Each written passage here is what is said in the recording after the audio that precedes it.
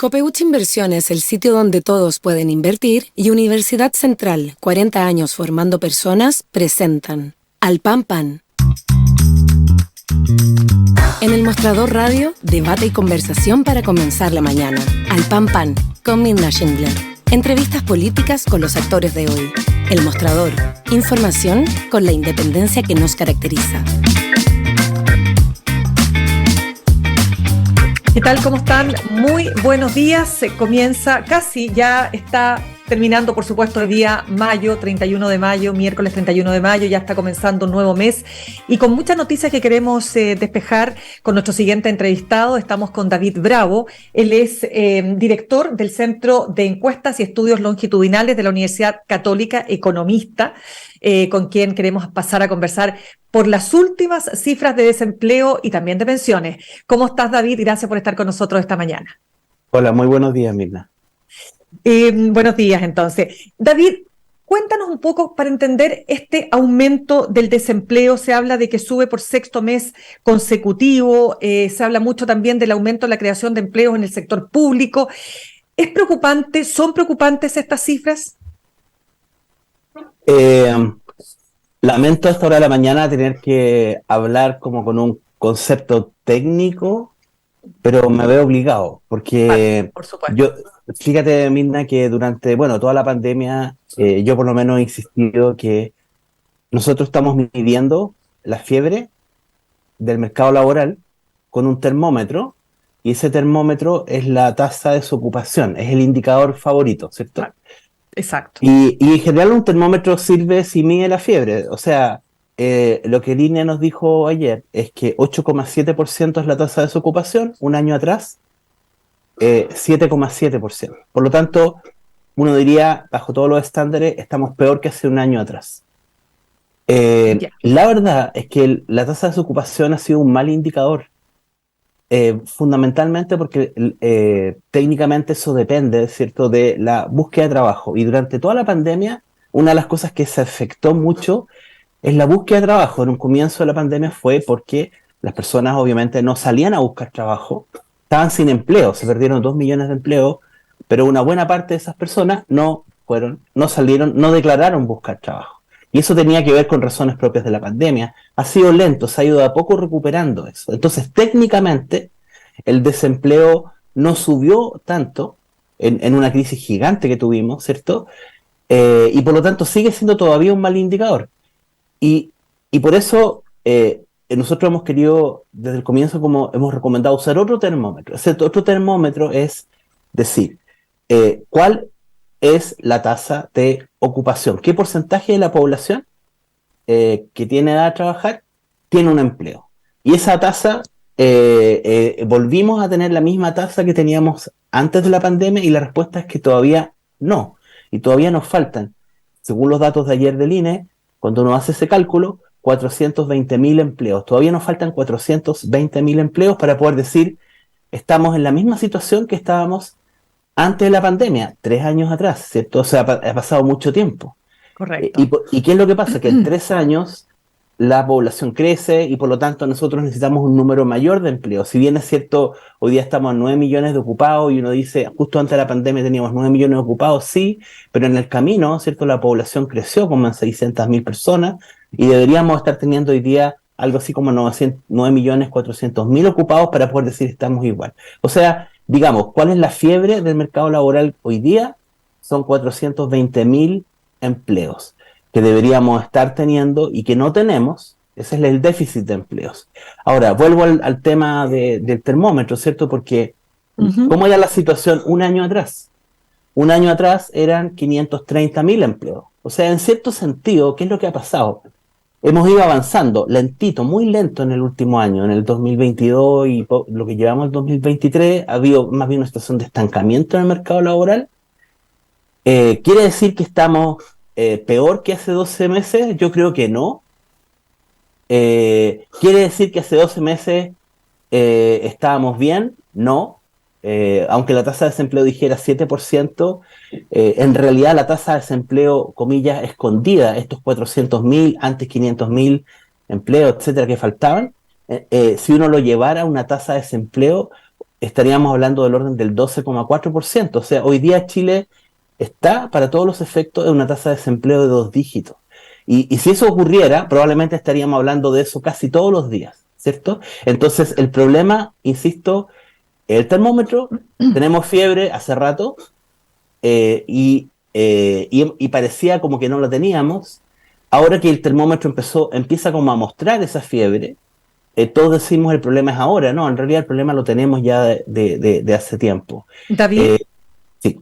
¿y esa fiebre, a qué la atribuyes tú? Porque, por ejemplo, economistas han dicho que, por un lado, esto tiene que ver con una recesión que enfrentó la economía y que se está visualizando en esta cifra, y otros incluso van más allá y dicen que aquí podría estar influyendo las 40 horas semanales, el salario mínimo, etcétera. A ver, partamos por lo primero. Claro, bueno, lo que ocurrió fue que, claro, efectivamente la economía se empezó a desacelerar. Hubo que desacelerar la economía, efectivamente, precisamente para controlar la inflación. La política monetaria restrictiva, ¿cierto? El alza de las tasas y todo eso que estamos viviendo y que se traduce en consecuencias también importantes para las personas, básicamente ha generado una enorme desaceleración de la economía durante 2022 y en lo que queda, digamos, del 2023, y vamos a ir viendo cuándo va a terminar eso. Va a depender obviamente de cuando empecemos a ver cifras de tasas de inflación, ¿cierto? Más acordes con lo que el Banco Central tiene como meta, ¿no? O sea, ¿la inflación Entonces, tiene un efecto ahí directo en el desempleo? claro que sí, ¿De qué manera? porque mira, la inflación primero tiene el efecto que ya hemos visto en las personas, ¿cierto? Que Ya. obviamente, mientras se produce la inflación, hay una pérdida de poder de compra. Pero luego es muy difícil volver a bajar la inflación. Y para hacerlo se hace de manera dolorosa, ¿cierto? Que es desacelerando la economía hasta el punto en donde empieza a tener efecto en el mercado laboral. En este caso, ¿en qué se tradujo? Se tradujo en que, por ejemplo, si tú miras el segundo semestre de 2021, tuvimos una fuerte recuperación de los empleos. Seguimos en recuperación, ¿eh? O sea, aquí no tiene mucho sentido hablar de que estamos creando empleo o que la creación de empleos baja, no. O sea, creación de empleo una vez que lleguemos a lo que teníamos antes de la pandemia, ¿cierto? Cuando se produjo la crisis. Todavía seguimos el proceso de recuperación, nos faltaba como 500.000 de empleo y nos metimos en este ciclo de desaceleración de la economía que es necesario, ¿cierto? Y entonces, lamentablemente, esa desaceleración nos pilló sin haber hecho la tarea completa, ¿cierto? De haber recuperado los empleos previos. Entonces, seguimos en ese déficit.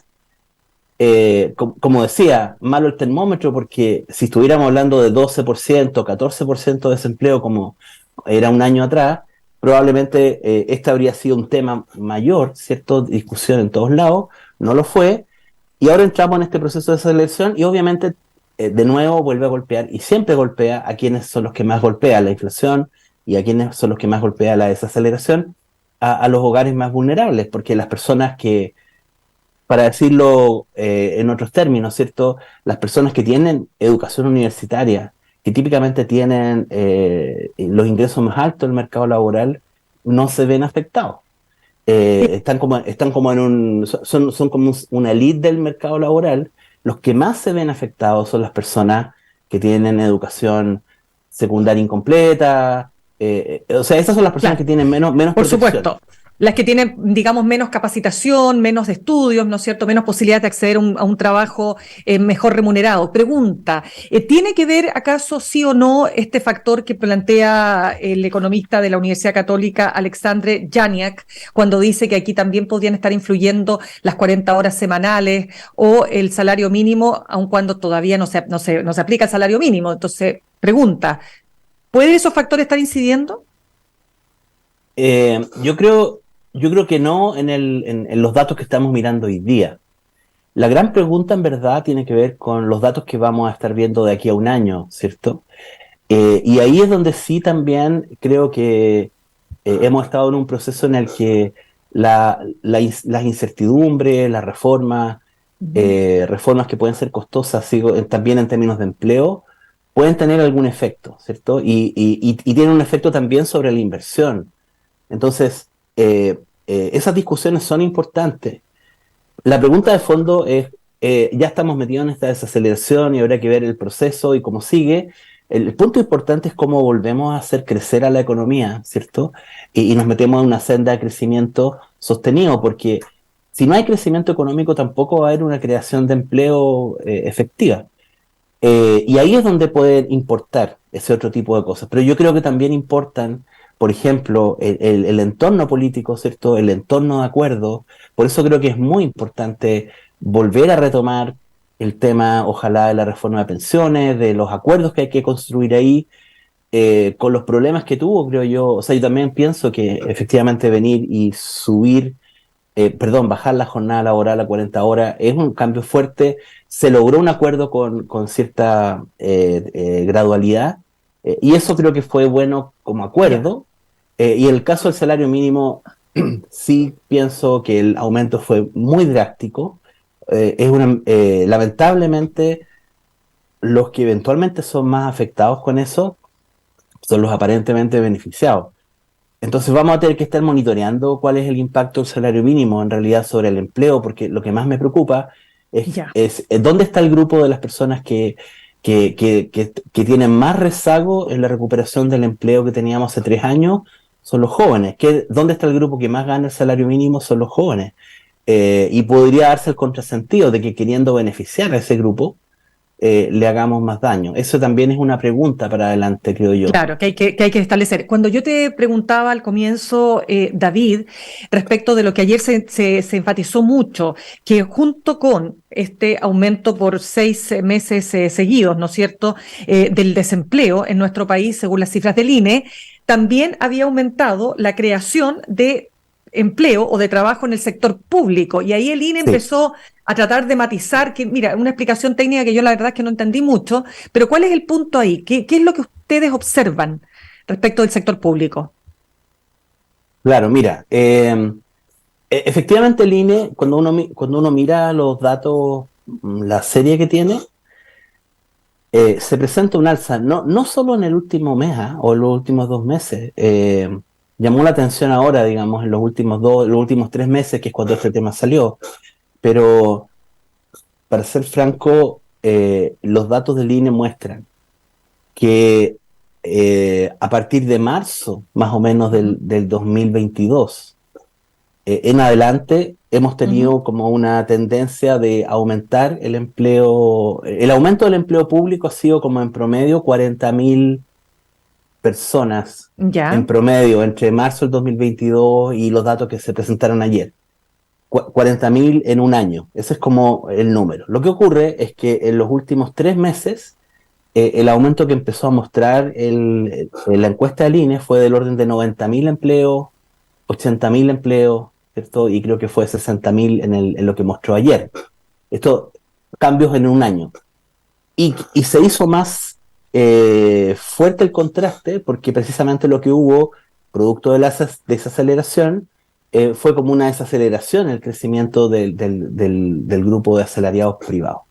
Entonces, eso es lo que levantó las alarmas, ¿cierto?, respecto de ese fenómeno. El INE ha dicho que, bueno, los datos vienen de una encuesta, la encuesta tiene márgenes de error, y el INE ha dicho, mire, la verdad es que en verdad estos aumentos no son estadísticamente significativos. ¿Y tú coincides con eso? Bueno, digamos que sí, digamos que es posible, ¿cierto? Yo no he hecho los cálculos con los intervalos de confianza, pero si el INE dice que sí, debe ser así. Pero hay un tema, y es que esto no es solamente del último mes. A veces se producen temas con los márgenes de error cuando son variaciones muy puntuales. Esto es sistemático desde marzo y se está acrecentando ahora. Entonces, bueno, frente a eso, ¿cuál es el tema? Salió también la DIPRES hace un par de meses cuando este tema salió y dijo, la verdad es que a nosotros los datos se nos ven más o menos constantes, los datos de empleo público, ¿cierto? La dirección de presupuesto. Claro. La dirección de presupuesto, sí. Y entonces el INE ayer dijo, la verdad es que para nosotros lo que dice la DIPRES es más o menos lo que es consonante con el hecho de que no es estadísticamente significativo. Un tema importante, están hablando de cosas distintas. La DIPRES lo que hace es que tiene la medición del empleo en la administración central del Estado. Ahí no están incluidos toda la administración descentralizada. De lo que estamos hablando son como de 500.000 personas más o menos, ¿ya? Ya, Cuando el INE en su encuesta mide el asalariado del sector público, ahí se incluyen también personas del mundo municipal, de toda la administración entiendo. descentralizada. Y de hecho Ya, el total de asalariados del sector público, en los datos del INE es del orden de 1.200.000. O sea, son números distintos, precisamente ¿por qué? Porque lo que está midiendo la dirección de presupuesto es un concepto más restringido. La verdad las cosas es que lo que es obvio es que el tema del empleo público, nosotros no necesitamos una encuesta, tenemos el censo. Los datos son censales, ¿cierto? El total de empleados públicos, eso existe. Por ley de transparencia, hace ya desde que partió la ley de sí. transparencia, David, todas las instituciones ¿Mm? tienen el deber de publicar, ¿cierto? Las nóminas de personas a honorarios en sus distintos grados, hasta en el municipio más alejado del país. Por lo Claro. tanto, lo que hace falta ahí es que la Dirección de Ujú, Presupuesto incorpore en su medición regular que hace al, claro. al sector descentralizado. David, solo para despejar aquí el punto, ¿por qué preocupa que aumente el empleo en el sector público? ¿Por qué? Porque da cuenta de que no se está produciendo, o sea, que no está vinculado con el crecimiento del país, sino que se abren empleos, digamos, sobre la base del erario público, es decir, personas que van a ser pagadas con el impuesto de todos nosotros. ¿Cuál es el asunto ahí que me cuesta como comprender la crítica o la duda? Bueno, claro, hemos estado en periodo. Hay una crítica que es ideológica, probablemente, ¿cierto? Que tiene que ver con el tema de que no, el Estado tiene que ser pequeño, o en fin, lo que sea, digamos. A mí lo que más me importa son los datos, ¿cierto? O sea, si vamos a hacer una discusión donde pueden haber preferencias distintas, opiniones distintas, pero hagámosla sobre los datos, ¿cierto? Y la pregunta es entonces, efectivamente, ¿hay más empleo público o no? Ok, no es en la parte centralizada, es la parte descentralizada. ¿Y dónde? ¿Cierto? Y luego veamos qué implicancias tiene y se pueden tener distintas opiniones. Pero no tengamos datos distintos. Entonces, Ya. estamos haciendo una discusión donde en el fondo quien tiene la iniciativa para poder resolver esto rápidamente es la dirección de presupuesto, y ahí veremos dónde están esos incrementos. También es cierto que por razones de transparencia puede ser útil saber. Por ejemplo, te Ujú. pongo un ejemplo, ¿cierto? Dale. Supongamos que el aumento del empleo público estuviera concentrado en el sector salud, municipal de salud, ¿cierto? Bueno, después de la pandemia quedó bastante claro que hay un montón de déficit y que es importante reforzar eso. Puede ser que la opinión sea una. Distinto es a lo mejor si es que estamos pensando en los ministerios, ¿cierto? En distintos grupos. Entonces hay que tener los datos para luego poder hacer una discusión más razonada al respecto. Están faltando los datos, en ese sentido yo creo que ni el INE ni la DIPRES han colaborado demasiado en esto. Para tener Yo espero despejado completamente eso. que lo David, despejamos completamente exacto y pudiéramos avanzar en esta materia. perfecto. David, como quiero preguntarte de pensiones, porque ahí tú tienes un rol clave, tú fuiste quien dirigió además la llamada Comisión Bravo, pero déjame, para cerrar nomás este tema del desempleo, me interesa mucho que nos digas del total de empleos que se han creado, que tú dijiste que se han logrado recuperar después de la pandemia. ¿Cuánto porcentaje de ese total corresponde a informalidad? Es decir, personas que no tienen ningún tipo de previsión social. Muy bien. Es otro tema que se ha mencionado harto. Bueno, a veces uno tiene la sensación de que pareciera ser que estamos ahora metidos en un mar de informalidad, ¿cierto? Mm. Y que solamente el empleo que crece es informal. Bueno, antes de la pandemia, ¿cuál era la tasa de informalidad? Eso. ¿Cierto? Porque el INE ayer dijo, del total de ocupados, 27,4% son informales. Bueno, sabes que antes de la pandemia fue 28. Estábamos en 28 o 29%. O sea, hoy día tenemos menos informalidad que la que teníamos Ya. antes de la pandemia. Y deja de ponerlo en el otro sentido. ¿Cuándo fue el momento que hemos tenido menos informalidad, yo creo, en Chile? Ya. Esto fue en mayo, en julio del 2020, cuando se produce la mayor caída en el empleo, ¿cierto? En ese minuto, la tasa de informalidad que el INE reporta fue de 22%. ¿Y por qué fue eso? Bueno, lo que pasa es que ahí se produjo esa gigante caída del empleo, y los empleos que más cayeron fueron los informales, ¿cierto? Pero de los empleos que quedaron, entonces la mayor proporción fue formal, ¿cierto?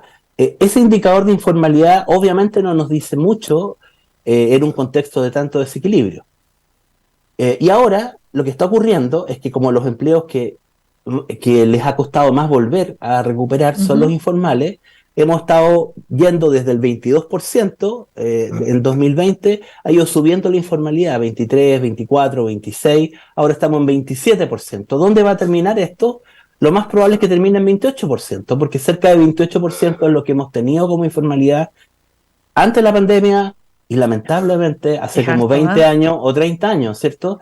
Pero es es un problema harto. estructural, no es un Claro. problema Y de ahora. aquí, ya, David, entonces déjame justamente tomar este punto del 28% de informalidad. Cuando hablamos del 28% de informalidad, hablamos de personas que, entre otras cosas, no cotizan para su fondo de pensiones, ¿verdad? Y aquí Sí. entremos en la reforma, porque la reforma de pensiones podría ser, dicen algunos, el gran caballito de batalla que podía tener este gobierno, poder avanzar al menos en esa gran reforma que tantos gobiernos anteriores, tú fuiste parte de una comisión y no se ha podido alcanzar.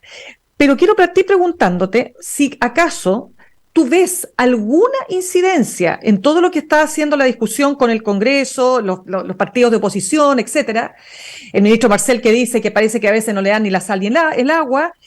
Si tú piensas que tendrá algún efecto, podría tener algún efecto la salida del subsecretario de Previsión Social, Cristian Larraín, que ha sido súper comentado en estos días.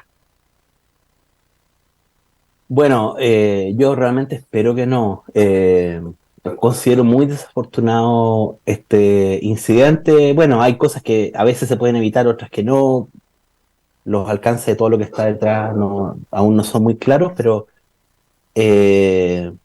claro, es muy inoportuno, ¿cierto? Porque justamente estamos en un momento en el que necesitamos precisamente que a este gobierno le vaya bien. Efectivamente, el gobierno se va a evaluar. Yo creo que se va a evaluar en el futuro si es que fue capaz de empujar una reforma. Eh, eh, pero también creo que a la oposición le va a ir bien si es que eso ocurre, al país le va a ir bien. Y lo que necesitamos era que se ampliara ese mecanismo de diálogo. Las declaraciones que uno ve típicamente son declaraciones de personas que están negociando, ¿cierto? En realidad, bueno, unos le echan la culpa a otros, que son inflexibles. Bueno, digamos que así es la política, ¿cierto? Mirando desde fuera. Pero lo que sabemos es que se tiene que mover esto en una dirección, hacia un acuerdo. Y yo creo que íbamos en ese camino. Fue bastante claro el subsecretario cuando Ya. reconoció que había temas en la reforma que había que sincerar. Como por ejemplo Eh, las famosas cuentas nocionales que dicen que ahí podría exacto. haber habido un conflicto. Pero pregunta, es que quiero entender si efectivamente a tu juicio, como se ha dicho, este hombre era el cerebro de la reforma de las pensiones representando al gobierno. Bueno, yo tengo excelente opinión de Cristian Larraín, además lo conocí porque estuvimos juntos Ujú. en la comisión de pensiones, ¿cierto? Él fue el miembro de la comisión del Ya, 2014-2015 y por lo tanto es una persona muy conocedora de las materias, pero, pero digámoslo de esta manera, en realidad este es un trabajo efectivamente en equipo, es un trabajo donde está entrando fuerte, digamos, siempre entra fuertemente Hacienda, entran los equipos del Ministerio del Trabajo, o sea, es un trabajo de equipo grande. ¿Es un inconveniente? Sí, para mí es un inconveniente, digamos, justificado o no justificadamente, perder las capacidades técnicas del ex subsecretario de Previsión Social. Sí, es un inconveniente. ¿Es un inconveniente fatal? No, pero bueno, tenemos que conocer quién va a ser la persona que lo va a reemplazar, ¿cierto? La nueva subsecretaria o el nuevo subsecretario. ya. Ujú. Y yo creo que por sobre todo tenemos que estar atentos a las señales, ¿cierto? A las señales de parte de la ministra del Trabajo, del ministro de Hacienda, de las señales concretas. La ministra del Trabajo también ha mostrado, ¿cierto? Una cierta ductilidad, digamos, para ir llevando adelante proyectos de ley del gobierno y la verdad las cosas es que eso sí lo necesitamos. Entonces, claro, lamento el ruido, porque efectivamente el ruido nos pone, creo que no le conviene al gobierno, no le conviene al país. Tomémoslo como un accidente, espero, digamos, ¿cierto? Hay que estar muy atento a la nominación del nuevo o nueva subsecretaria, y a las declaraciones Sí. que vaya a hacer la ministra sobre esta materia Claro, y el ministro. bueno, y pensando además que la cuenta pública del presidente se hará mañana y que todos creemos que, o sea, todos pensamos que este va a ser, por supuesto, un tema clave. Pero mira, cuando el presidente Gabriel Boric a fines del 2022, ¿no es cierto?, presentó su reforma a las pensiones, dijo, entre otras cosas, las AFP en esta reforma se terminan. Existirán nuevos gestores de inversión privados con el objeto exclusivo de invertir fondos previsionales y además existirá una alternativa pública, lo que va a permitir promover la competencia con la entrada de nuevos actores. ¿Hay piso para que esto, que es el espíritu de la reforma del gobierno, pueda ver la luz? ¿O tú ves que no hay mucho piso, digamos, y no hay muchas posibilidades? Bueno, hay antecedentes sobre la proporción, la minoría que tiene el gobierno en el Congreso. Me imagino que se deben estar tomando en cuenta también los resultados del último plebiscito. Yo manifesté mi opinión sobre la propuesta del gobierno cuando me tocó estar en el Senado en enero. Ya. Y yo creo que sí, la reforma del gobierno es una mega reforma, hace muchas reformas. Yo tengo la impresión de que es fundamental simplificarla. En ese sentido se va a requerir harta flexibilidad por parte del gobierno y por parte de los que negocien esto. Pero lo otro más importante al final es concentrarse en los objetivos por sobre los instrumentos. Cuando uno dice... ¿El fin de las AFP? Claro, eso es un instrumento, ¿cierto? O sea, Claro. digamos, independientemente de cómo se llame la institución. Al final veamos cómo llegamos de la manera más precisa y pongámonos algunos objetivos. Yo creo que parte de la discusión debiera como ir hacia allá. Eso es lo que uno esperaría y es lo que también desde el mundo más de centros de estudio académico también hemos estado tratando de hacer, eso, como poner de alguna manera, como dimensionar los distintos escenarios, porque la solución se tiene que dar a nivel político, ciertamente, ojalá con la mayor información. Claro, pero precisamente por lo mismo es lo que te decía, creo que se requiere como una materialización de ese espíritu de diálogo, ¿cierto? pero dentro de los objetivos, perdona que te interrumpa, David, pero dentro de los objetivos se supone, ¿no es cierto?, que ahí, y ahí está la tensión, ¿qué se va a hacer con este 6% de cotización adicional que permitiría entonces tener una cotización del 16% y no del 10%, que es lo que ha sido hasta la fecha? Y ahí entonces entender si la definición de ese 6%, cuánto va a solidaridad, cuánto va a las cuentas individuales, está, de acuerdo a tu, digamos, visión, directamente relacionado o no con la capacidad de aumentar las pensiones en Chile, porque ahí está puesta siempre la pensión, ¿no? Sí, y no se entiende que no hayamos llegado a acuerdos, ¿cierto? Todavía sobre aquello. Evidentemente que subir las cotizaciones es una, digamos, no hay nadie que esté en desacuerdo con eso, ¿cierto? Porque efectivamente es lo que necesitamos para tener mejores pensiones. Dicho en términos simples, tenemos que ahorrar más. Y para ahorrar más vamos a tener que tomar una parte de nuestra remuneración y poner una proporción mayor, ¿cierto? A ahorrar. No podemos tener mejores pensiones si no ahorramos más. Y si no tenemos mejores sueldos también, que es una discusión eterna, digamos, entre los economistas. Por supuesto, o Si sea, ganamos poco. El nivel de las pensiones va a depender del nivel de los salarios, ¿cierto? También. Y entonces, por otro lado, esto no se hace por magia, no es simplemente decir, a partir de mañana todos ganamos 200.000 pesos más o cosas por el estilo, digamos, ¿cierto? Porque, entonces, el tema es cómo avanzar en eso de manera segura. Sin embargo, también, y por eso me encantaría que esto se pudiera discutir también abiertamente, ahorrar más es exactamente lo contrario de hablar de retiros, hablar de autopréstamos, cosas por el estilo, con las platas de las pensiones, ¿cierto? Entonces, creo que eso es todo lo contrario de lo que hay que hacer. Claro. Se podrán atacar esas políticas de otra manera, digamos, ¿cierto?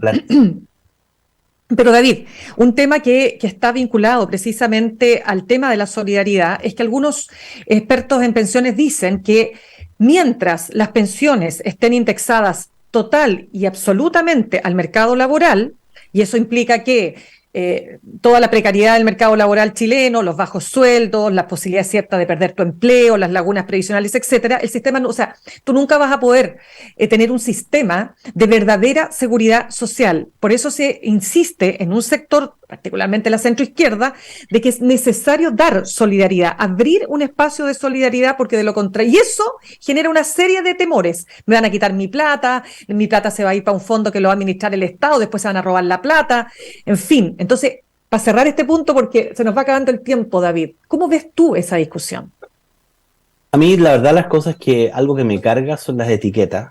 Yo entiendo que para la discusión política se basa en etiquetas, ¿cierto? Son como formas rápidas de comunicar cosas, pero el sistema chileno hoy día es solidario.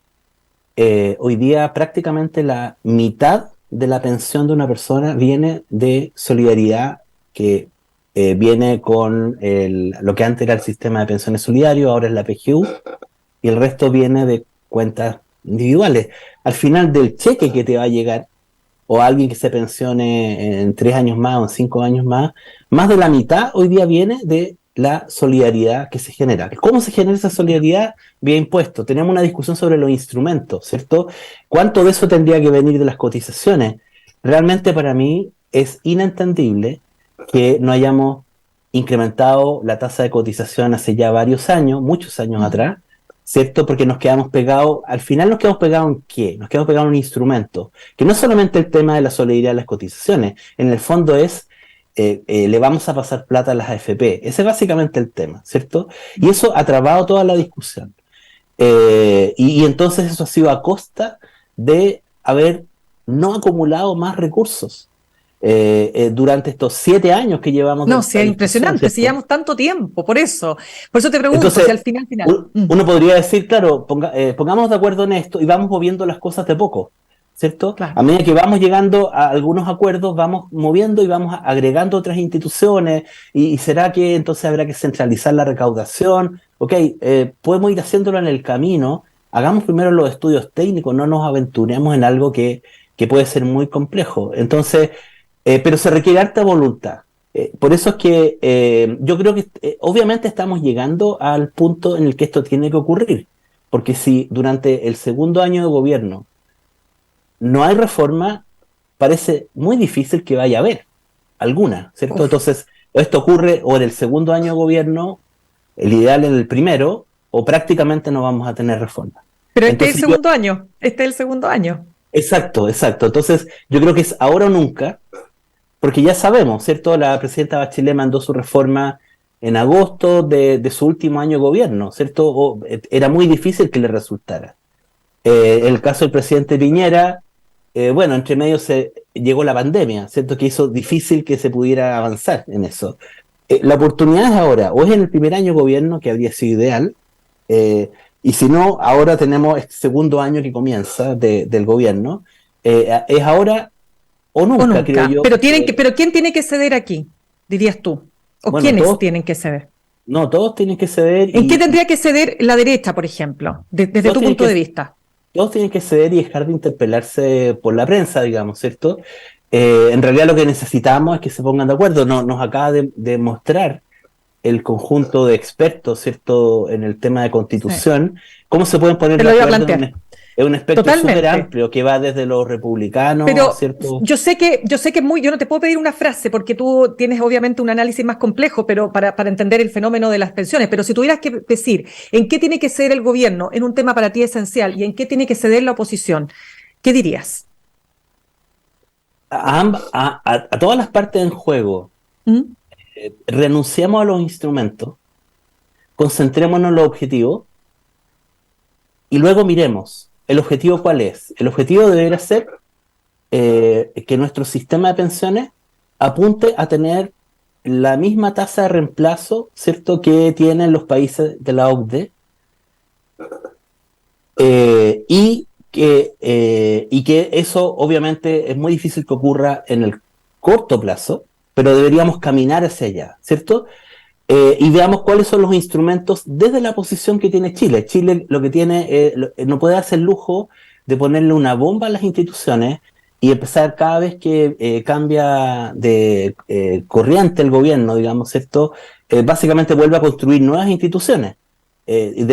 Cuesta mucho crear instituciones, no cuesta nada destruirlas, tenemos que ser súper cuidadosos y los instrumentos, entonces, vamos a tener que ceder en los instrumentos. Pero hagámoslo con evidencia. Hoy día tenemos la PGU. ¿Cuánto verdaderamente es lo que necesitamos? En fin, van a tener que ceder de ambas partes. Me imagino que también la capacidad o el poder de negociación que tengan hoy día en el Congreso va a ser importante para eso, pero creo que nadie se debería restar de entrar en ese ánimo. David Bravo, muchísimas gracias por haber estado con nosotros esta mañana. Muchas gracias a ti. Que tengas un muy, muy buen día. Nosotros saludamos a esta hora a nuestros auspiciadores. Copeuch Inversiones te ayuda a cumplir tus metas desde 1.500 pesos y con una comisión que se acomoda a tu bolsillo. 100% digital, fácil de usar, te acompaña y con el completo control de tus fondos. Copeuch.cl, el sitio donde todos pueden invertir.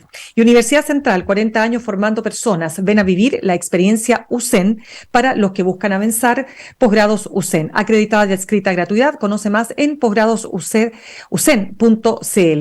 Vamos a ir a un corte y al regreso estaremos conversando con el senador de la Democracia Cristiana, el senador Iván Flores. Hay mucho tema que hablar, entre otras cosas, la cuenta del presidente mañana. De eso y más al regreso. En instantes, una nueva entrevista en